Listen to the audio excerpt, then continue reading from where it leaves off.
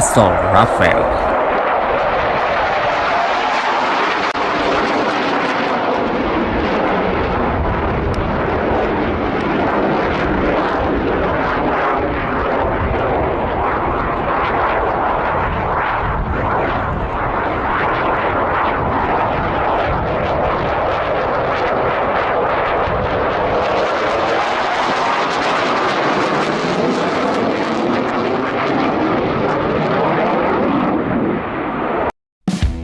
Dassault Rafale jika di dalam bahasa Melayu ianya bermaksud badai.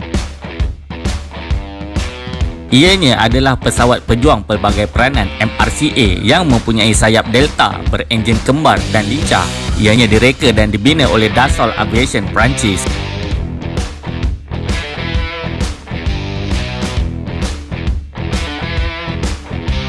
Pesawat Rafale dikeluarkan untuk operasi di darat oleh Tentera Udara Perancis dan untuk kegunaan Tentera Laut Perancis di atas kapal pengangkut pesawat. Pesawat ini juga dikeluarkan untuk pasaran ekspor.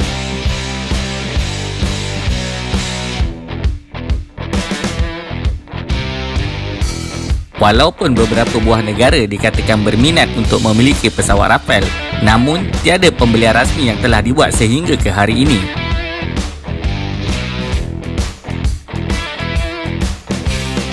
Pembangunan. Pada pertengahan tahun 1970-an, Tentera Udara Perancis dan Tentera Laut Perancis telah menzahirkan keperluan untuk mencari pesawat pejuang generasi baru bagi menggantikan pesawat Sea-Picat, Jaguar dan F-8 Crusader, yang mana keperluan ini boleh dikatakan lebih kurang sama hingga boleh disatukan di bawah projek yang sama. Pesawat demonstrasi teknologi Rafale A telah dikeluarkan pada akhir tahun 1985 dan melakukan penerbangan sulung pada 4 Julai 1986.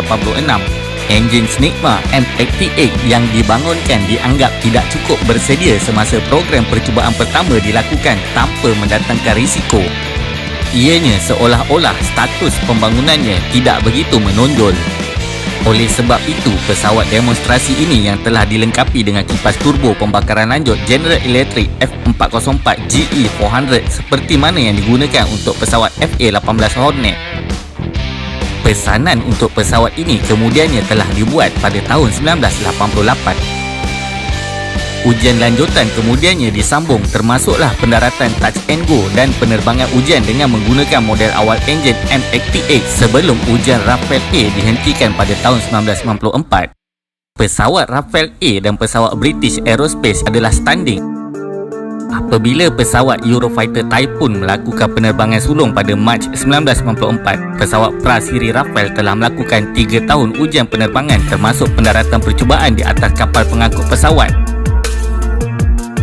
Prototipe pesawat Rafale C terbang pada tahun 1991, manakala pesawat prototipe pertama Rafale M terbang selepas itu pada tahun yang sama.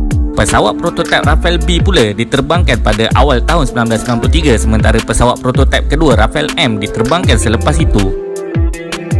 Ujian menggunakan pelancar telah dimulakan di antara 13 Julai dan 23 Ogos 1992 di Stesen Udara Tentera Laut Lakehurst, New Jersey, Amerika Syarikat dan Stesen Udara Tentera Laut Patusan River di Maryland, Amerika Syarikat.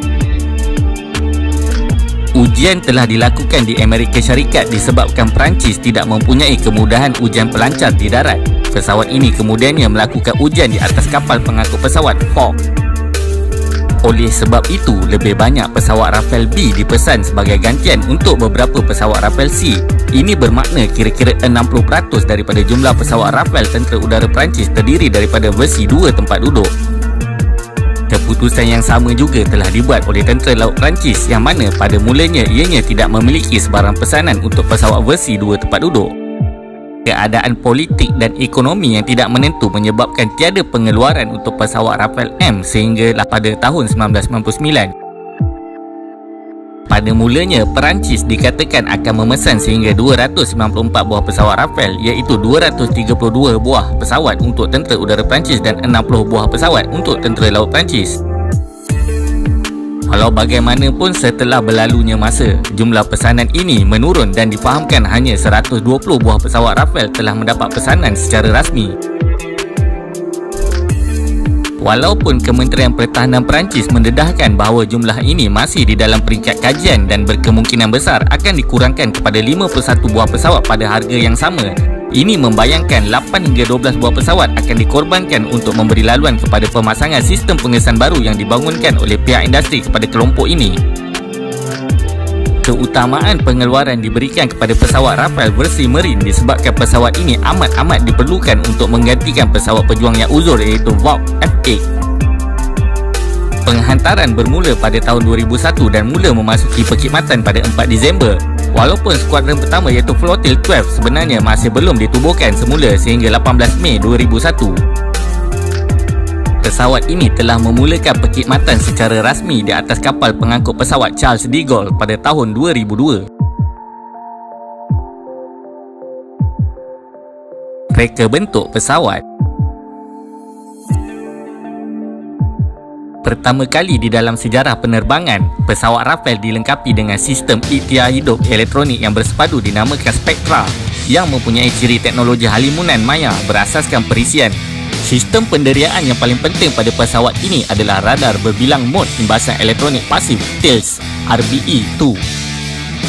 Sistem TILS telah membolehkan pesawat melalui pengesanan dan penjejakan awal berbilang sasaran udara untuk serangan dekat dan pemintasan jarak jauh di samping peta 3D generasi masa berdasarkan permukaan tanah dan peta perincian tinggi bumi bagi generasi masa yang sebenar untuk kegunaan navigasi dan sasaran yang tepat.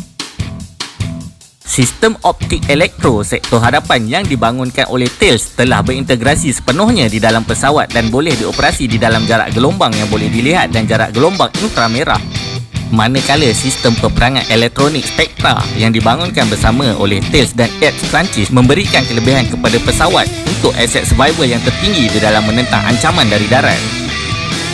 Rantaian data membolehkan komunikasi tidak hanya ke pesawat lain tetapi juga dengan pusat kawalan dan arahan tetap serta bergerak.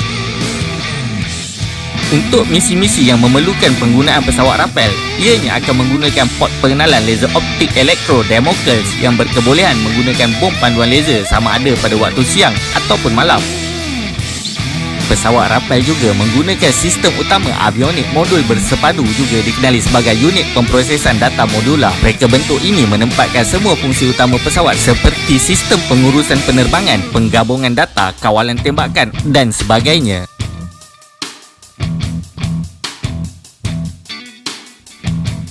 Kokpit pesawat. Kokpit pesawat ini menggunakan kerusi lenting Mark 16 F00 buatan Martin Baker. Ini bermakna kerusi lentingan ini boleh digunakan pada kelajuan dan ketinggian sifar. Kerusi ini dicondongkan sebanyak 29 darjah ke belakang untuk memperbaiki daya tahan melawan daya G. Kokpit pesawat Rafale mengandungi paparan pandang atas, hood holografik yang lebar dan dua paparan pelbagai fungsi panel rata di bawahnya. Bagi paparan antara muka, juruterbang boleh memasukkan input melalui sentuhan tangan. Selain itu, pada masa akan datang, juruterbang akan dilengkapkan dengan paparan lengkapan helmet. Juruterbang akan menerbangkan pesawat menggunakan mod kawalan tepi yang diletakkan di sebelah kanan dan pendikit di sebelah kiri. Ianya menggabungkan kawalan HOTAS iaitu Hands on Throttle and Stick. Kokpit Rafale juga dibina termasuklah menggunakan suara input terus yang mana membolehkan juruterbang bertindak memberi arahan menggunakan suara sahaja. Pengesanan radar.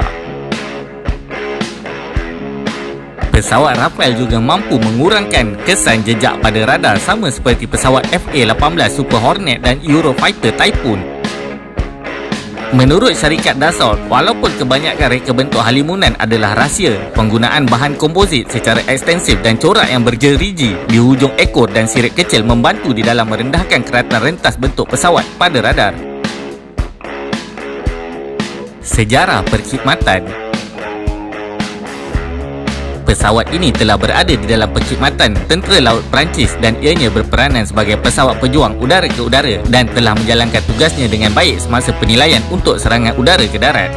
Atur gerak pertama pesawat Rafale telah digerakkan di dalam zon pertempuran di mana penglibatan Tentera Laut Perancis semasa operasi Heracles iaitu pelibatan tentera Perancis di dalam operasi keamanan.